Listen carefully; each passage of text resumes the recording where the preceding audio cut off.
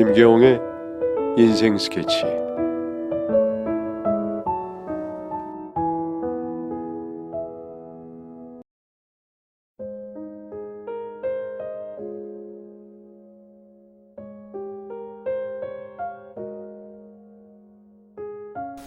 당황스러운 마음에 아니에요 어머니, 그게 아니라 라고 말을 이었는데 시어머니는 제 말을 딱 잘라내시며 말을 이어나가셨어요.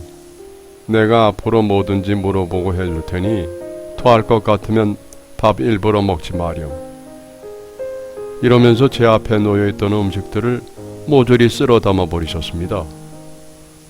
이후 시어머니는 제가 조금이라도 마음에 들지 않으면 구박을 이어갔고, 하다못해 화장실 휴지를 꽂아놓는 방식도 마음에 들지 않는다면서 집에서 이런 것도 못 배우고 결혼을 했으니 어디서부터 널 가르쳐야 할지 모르겠다는 말을 입버릇처럼 달고 사셨죠. 그럴 때마다 친엄마가 너무 미웠습니다. 아무리 새엄마가 있다곤 해도 알고 지낸 지 이제 10몇 년이 되었기에 온전히 엄마로 받아들이고 제 속마음을 얘기하기는 어렵잖아요. 만약 엄마가 바람만 피지 않았다면 집이 원만했을 테고, 이렇게 억울한 일을 시어머니에게 당할 때 쪼르르 달려가 말도 할 수 있을 텐데, 엄마가 우리를 버려서 제가 기댈 곳이 없다는 생각이 들다가도 곧 태어날 아이를 생각하니 그냥 엄마가 보고 싶어지기도 했습니다. 괜히 인심 중이라 더 예민해져 있던 저는 고민 끝에 흥신소에 엄마를 찾아달라고 의뢰를 했고, 얼마 지나지 않아 흥신소에서 연락이 왔습니다. 생각보다 빠르게 연락이 와 의아한 마음을 안고 물어보니 엄마가 예전부터 쓰던 핸드폰 번호를 바꾸지 않고 사용하고 있었던 것과 제가 사는 동네 근처에서 거주하고 있어 어렵지 않게 찾을 수 있었다고 설명을 해주시더군요. 그렇게 찾아 헤맬 때는 찾을 수 없고 연락도 안 되던 엄마가 근처에 살고 있었다는 사실에 화도 나고 나도 할 수 없는 감정이 앞섰지만 애써 마음을 추스르고 엄마가 일하는 곳으로 찾아갔습니다. 엄마가 일하는 곳은 생각보다 멀지 않은 곳에 있었어요. 식당에 들어가 주방과 먼 테이블에 자리를 잡고 음식을 주문했는데 그곳이 오픈 주방이라 엄마가 일하는 모습이 보였습니다. 얼마나 고생을 했는지 그 곱던 엄마의 얼굴은 주름졌고 통통했던 엄마의 몸은 야위어져 있었죠. 한참을 바쁘게 일하던 엄마는 홀을 쓱 보다 저와 눈이 마주쳤는데 순간 절 알아보셨는지 서둘러 주방에서 나와 제게 다가오셨습니다. 희연아, 어찌 알고 여기를 찾아왔어? 잠시만 기다려줄래? 엄마는 서둘러 사장으로 보이는 여자분에게 달려가 말씀을 하시더니 옷을 갈아입고 제게 다가왔어요. 식당을 나와 카페에 앉아 한참을 말없이 앉아 있었고 엄마는 하염없이 우시더라고요. 그 모습에 화가 더 밀려와 저도 모르게 우릴 버리고 이제 와서 왜 우는 건데? 피해자는 난데 엄마가 왜 울어? 라며 소리를 치고 말했습니다. 엄마는 방 안에서 작은 서류 봉투를 제게 전해주시며 얘기를 이어나갔는데 그 얘기는 너무나도 충격적이었습니다.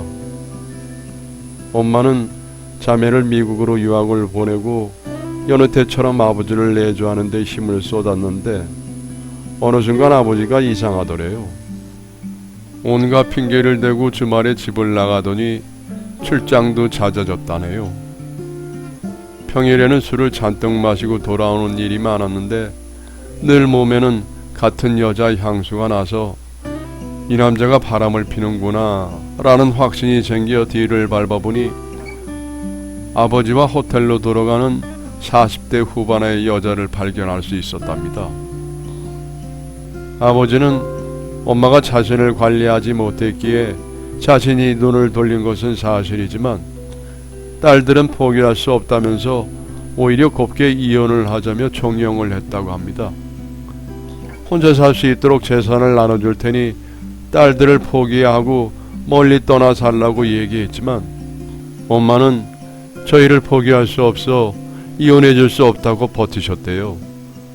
버티는 엄마 때문에 아버지가 힘들어하니 내연녀가 엄마를 만나러 와 딸들 앞길 막지 말고 조용히 사라지세요. 안 그러면 따님들 유학 중단시키고 어떠한 재정적 원조도 받지 못하게 만들 겁니다.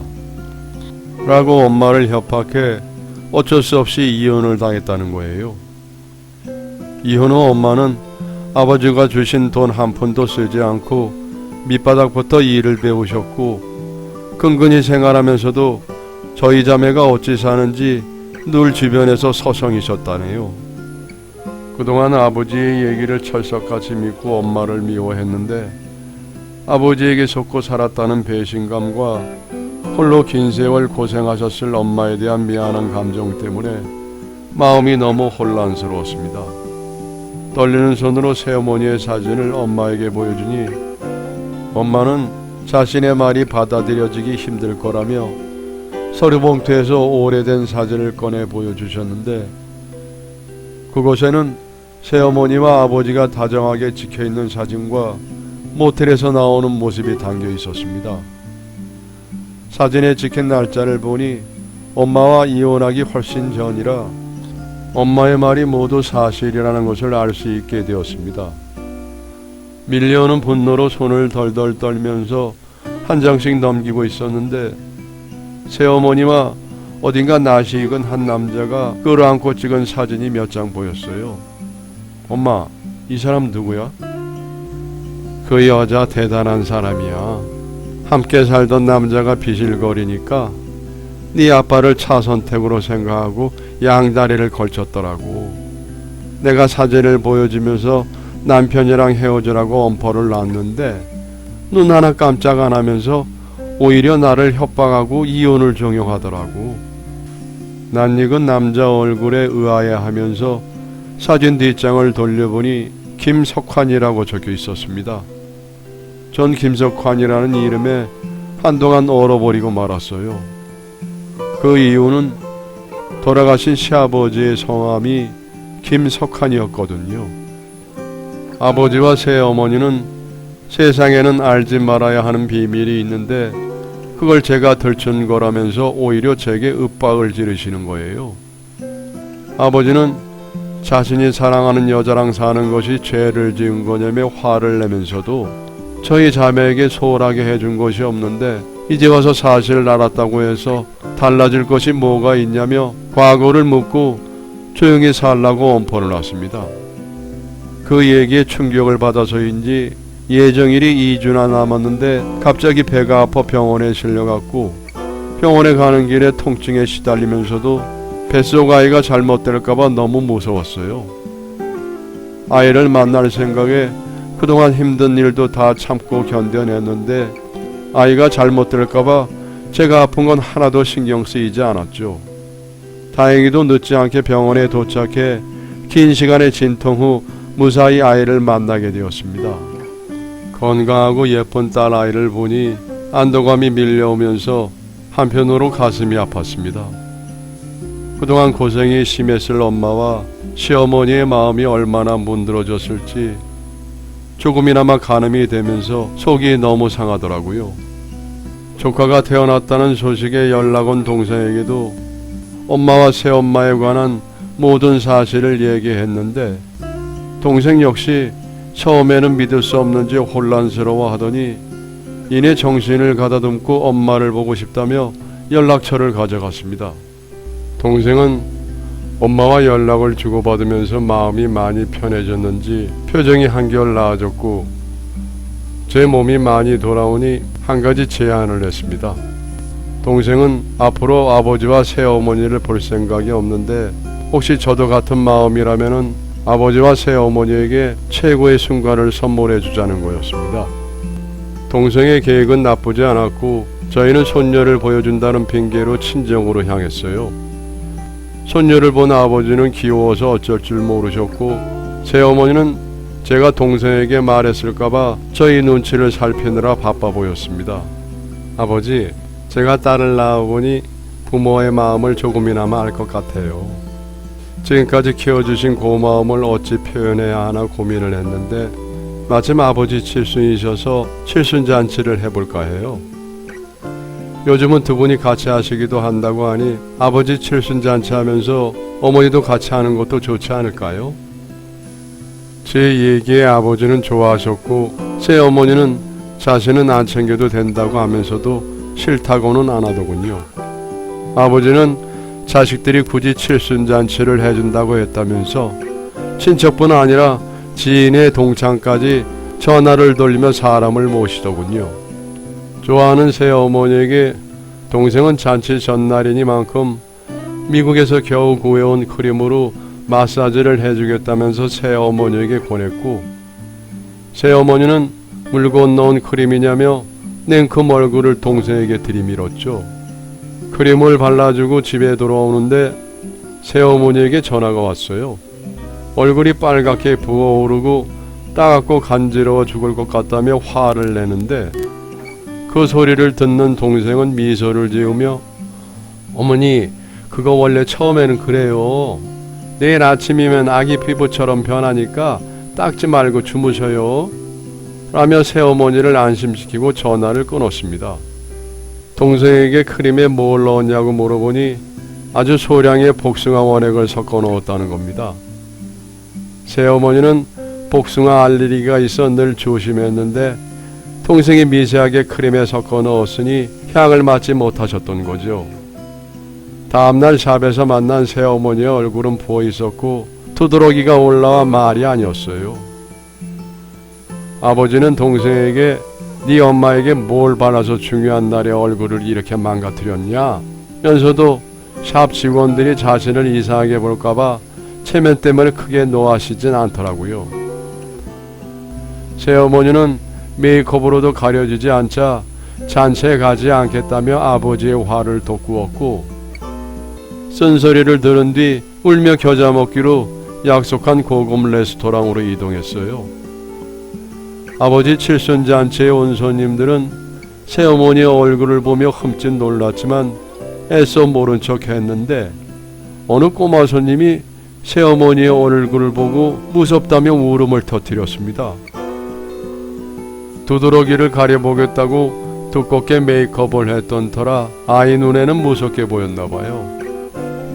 뒤늦게 도착한 시어머니와 남편을 본 새어머니는 어색한 표정으로 인사를 했고 전 남편을 잡고 제가 신호를 보내면 시어머니를 모시고 내려가서 시동을 걸어두라고 얘기했죠. 제 말에 의아한 표정을 짓던 신랑은 딸은 어디다 맡겼냐고 물어봤어요. 전 모든 것을 설명해 줄 테니 우선 내 얘기를 믿고 기다려 달라고 얘기했고 신랑은 알겠다면서 홀 안으로 들어갔습니다. 잔치 분위기는 무르익었고 저는 남편의 등을 툭툭 치며 내려가라고 신호를 보냈어요.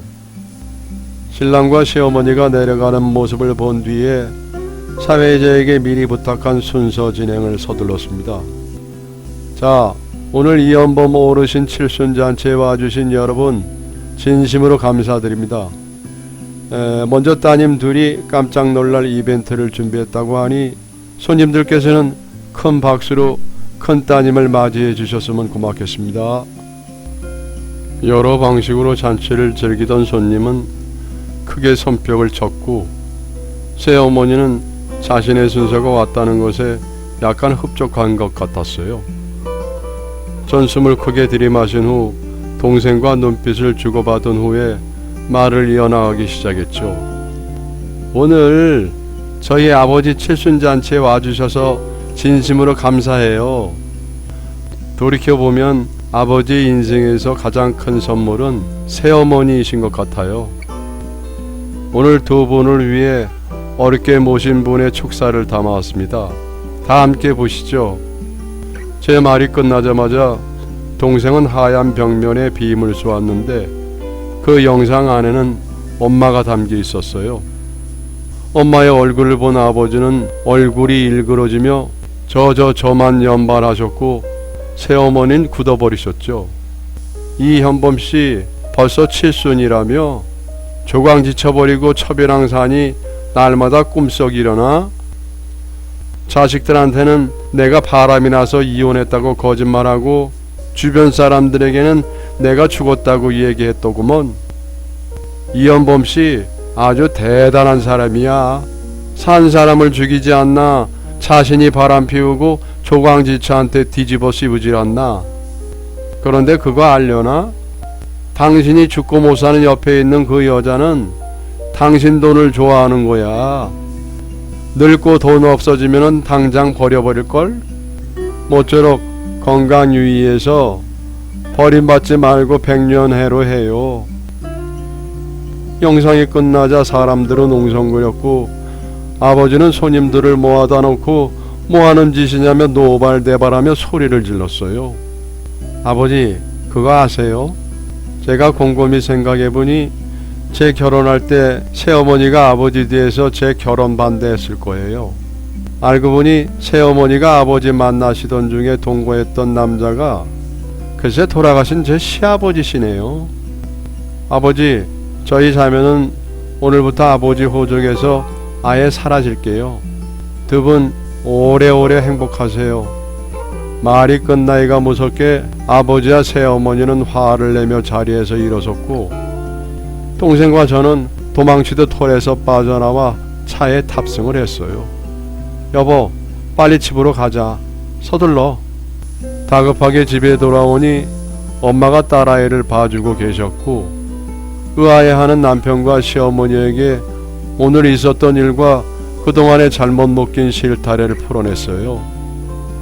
남편은 그동안 고생 많으셨다며 엄마에게 좋은 사이가 되겠다고 약속했고 시어머니는 제 얘기를 다 들으신 뒤에 제 손을 잡고 그동안 자신이 잘못했다며 우시며 나도 네가 미운 게 아닌데 자꾸 예전 일이 기억나서 화풀이 한 것 같다. 못되게 군 만큼 앞으로 많이 사랑해 줄게. 아가 미안하다 라며 저를 꼭 안아주시는데 저도 모르게 왈칵 눈물이 쏟아졌네요. 이후 시아버지와 새어머니는 잠도 잘 수 없을 정도로 전화는 했지만 시어머니가 무서워서 집에는 오지 못했고 상의 끝에 다 함께 살 수 있는 단독주택으로 이사를 왔습니다. 시어머니와 엄마는 처음에는 어색해 하시더니 이제는 단짝이 되셔서 함께 놀러 다니시네요. 동생 역시 올가을에는 남자친구를 데려오겠다며 깜짝 놀랄 소식을 전해왔고요. 소소한 행복에 마음이 편해져서인지 저희 부부에게는 둘째가 뱃속에 자리를 잡았네요. 비록 처음에는 힘든 일이 있었지만 앞으로는 두 어머니와 우리 가족에게 행복한 일만 가득했으면 좋겠습니다. 긴 얘기 들어주셔서 감사합니다. 여러분의 사연을 기다리고 있습니다. 내용은 제한이 없고요. 구독과 좋아요는 저에게 큰 힘이 됩니다.